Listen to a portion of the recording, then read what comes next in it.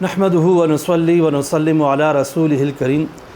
جو شرعی احکام ہوتے ہیں وہ مختلف قسم کے ہوتے ہیں، بعض فرض ہوتے ہیں، بعض واجب ہوتے ہیں، بعض سنت ہوتے ہیں، بعض مستحب ہوتے ہیں، بعض مباح ہوتے ہیں۔ قربانی واجب ہے۔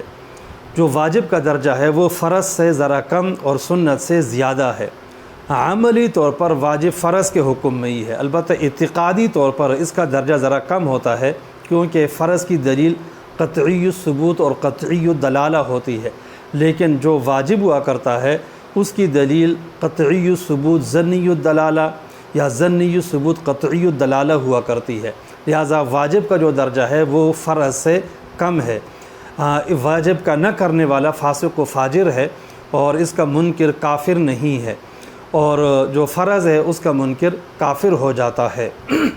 قربانی واجب ہے، اور قربانی واجب ہونے کے بہت سارے دلائل ہیں۔ نمبر 1،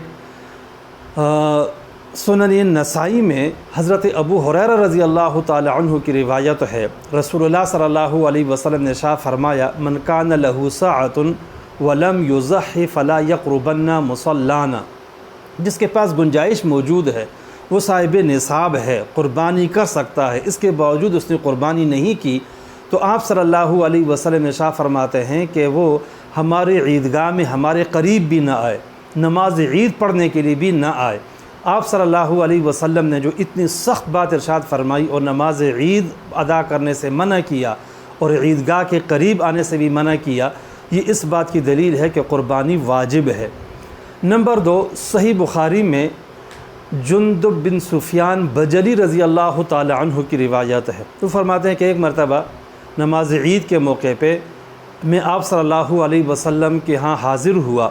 آپ صلی اللہ علیہ وسلم نے بہت سارے احکامات ارشاد فرمائے، ان میں سے یہ بھی تھا، آپ نے ارشاد فرمایا، من ذبح قبل ان یصلی فلیعد مکانہا اخری، جس نے نماز عید پڑھنے سے پہلے قربانی کی ہے وہ دوسری قربانی کرے، ومن لم یذبح فلیذبح، جس نے ابھی تک قربانی نہیں کی ہے تو آپ قربانی کر لے۔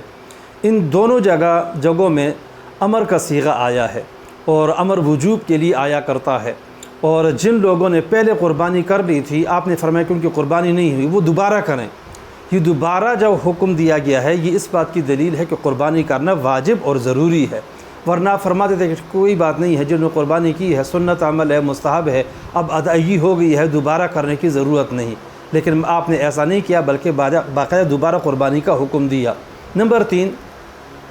جامع ترمذی میں عبداللہ بن عمر رضی اللہ تعالی عنہما کی روایت ہے،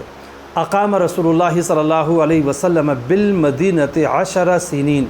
یضحی کل سنہ، آپ صلی اللہ علیہ وسلم مدینہ منورہ میں 10 سال رہے اور ہر سال قربانی کیا کرتے تھے، اس طرح آپ نے ہمیشگی اور مداومت اختیار کی، اس کا مطلب یہ ہوا کہ قربانی واجب ہے۔ نمبر 4، جامع ترمذی میں ہی عبداللہ بن عمر رضی اللہ تعالی عنہما کی روایت ہے، ان سے پوچھا گیا کہ قربانی واجب ہے، تو انہوں نے واجب کا لفظ تو نہیں بولا کیونکہ واجب فرض وغیرہ کی اصطلاحات بعد میں قائم ہوئی تھی، تو انہوں نے کہا ضحى النبی صلی اللہ علیہ وسلم والمسلمون، آپ صلی اللہ علیہ وسلم بھی ہمیشہ قربانی کرتے رہے اور مسلمان بھی کرتے تھے۔ تو سائل نے پھر پوچھا کہ قربانی واجب ہے،